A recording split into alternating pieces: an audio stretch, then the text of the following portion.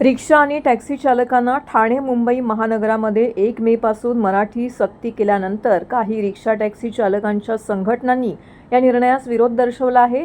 तसेच आंदोलनाचा इशारा देखील दिला आहे. दरम्यान मनसेने ठाणे रेल्वे स्थानक परिसरामध्ये अनोखी मोहीम हाती घेतली आहे. ज्या रिक्षा चालकांना मराठी लिहिता वाचता येते आणि समजते त्यांच्या रिक्षावरती मराठीचे स्टिकर चिटकवण्यास सुरुवात केली आहे. या माझ्या रिक्षात बसा असा आशय या स्टिकरवर लिहिलेला आहे. त्यास रिक्षा चालकांचाही चांगला प्रतिसाद मिळाला. प्रवारधारक रिक्षा आणि टॅक्सी चालकांसाठी 1 मे पासून मराठी भाषा अनिवार्य करण्यात येत आहे. मराठी लिहिता आणि वाचता न येणाऱ्यांचे तसेच मराठी भाषेचे ज्ञान नसलेल्यांचे वाहन परवाने रद्द करण्यात येतील असा इशारा परिवहन मंत्री प्रताप सरनाईक यांनी घेतला आहे. या निर्णयानंतरच्या परप्रांतीय रिक्षाचालक किंवा टॅक्सी चालकांना मराठी भाषा येत नाही त्यांच्या अडचणी वाढणार आहेत.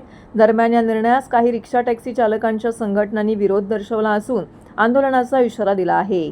मनसेने देखील संघटनांविरोधात आक्रमक पवित्रा घेण्यास सुरुवात केली आहे. तर सोमवारी ठाणे रेल्वे स्थानक परिसरात मनसेने एक वेगळीच मोहीम घेतली.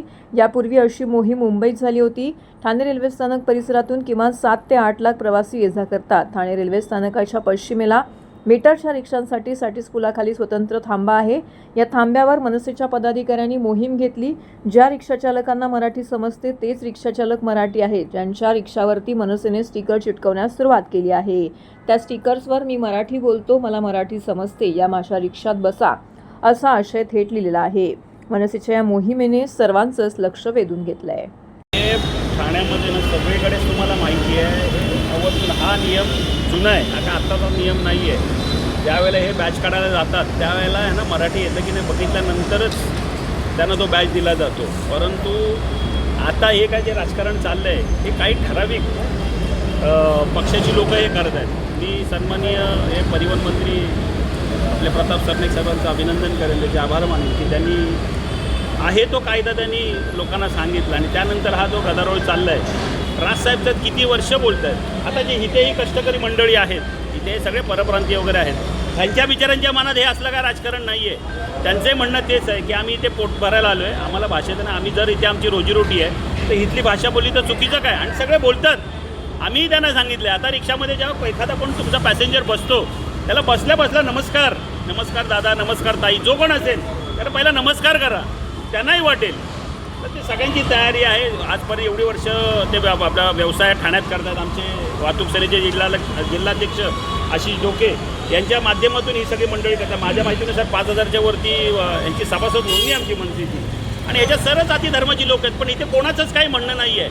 पण काही ठराविक लोक हे जातीचं तेढ निर्माण करत आहेत आणि हे राजकारण करत आहेत. तर हे राजकारण त्यांना आम्ही इथे होऊ देणार नाही. इथे आमची ही सगळी मंडळी आहे, यांच्यासोबत आहोत. हे आमचे बंधू आहेत, आमचे भाऊ आहेत, यांच्याजवळ नको. पण जो कोण राजकारण करेल तर त्याला माहिती आहे मनसे कुठल्या पद्धतीत, त्याचा गाल आणि आमचा हात, त्या दोघांचा मिलाप नक्की होणार.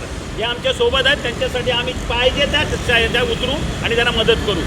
आम्हाला इथे कुठलाही जाती धर्म जात धर्म बघायचा नाही. जो मराठी बोलणार तो आमचा. तर आमची सगळ्यांना विनंती आहे की हसत खेळत गुन्हा गोविंदाने आपण राहूया.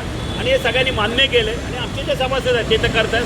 तरी पण आज आम्ही हे स्टिकर्स लावले आहेत. बरेचसे स्टिकर्स लावायचे आहेत. आता सुरुवात केली आहे. ही सगळी मंडळी आपापल्या स्टँडवर जाऊन स्टिकर लावतील.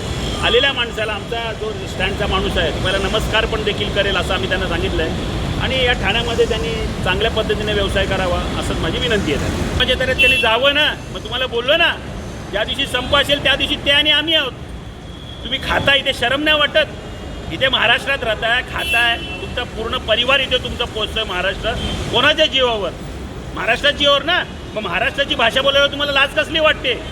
आम्ही कुठे सांगतो तुम्ही हे करा, पण मराठी बोला ना बाबा. आलेला नमस्कार किंवा एवढं तर बोला मी मराठी शिकेन. आज 15-20 वर्ष तुम्ही व्यवसाय करताय आणि मराठी बोलायला लाज वाटते. हे कुठेतरी थांबलं पाहिजे.